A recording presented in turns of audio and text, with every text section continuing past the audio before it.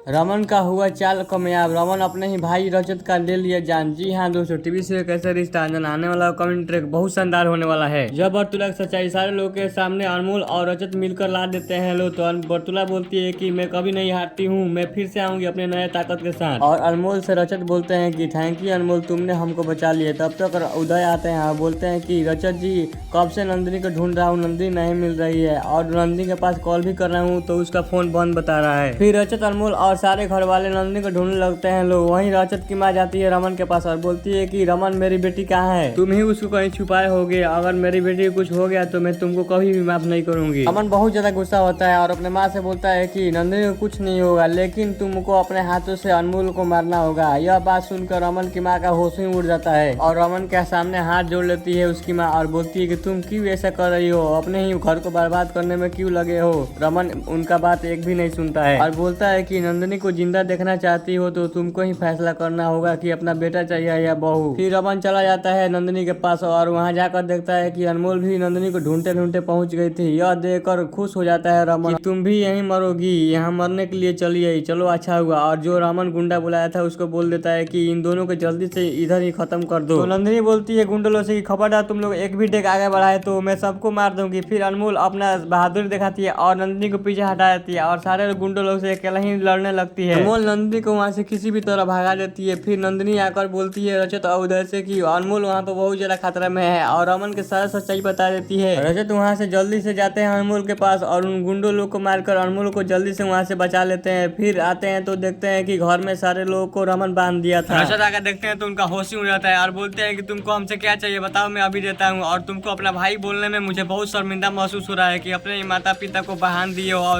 और इतना दुख तकलीफ दे रहे हो। बोलता है कि मुझे धन दौलत चाहिए था लेकिन अब नहीं चाहिए, अब दोनों से बदला लेना है मुझे। वो तुम्हारे पास जो बंदूक रखा है जल्दी से उठाओ, नहीं तो मैं इन सभी को मार दूंगा। तो अनमोल यह बात सुनकर बहुत ज्यादा डर जाते हैं लोग और वो बंदूक उठा लेते हैं। फिर रमन बोलता है कि एक दूसरे के ऊपर तान दो।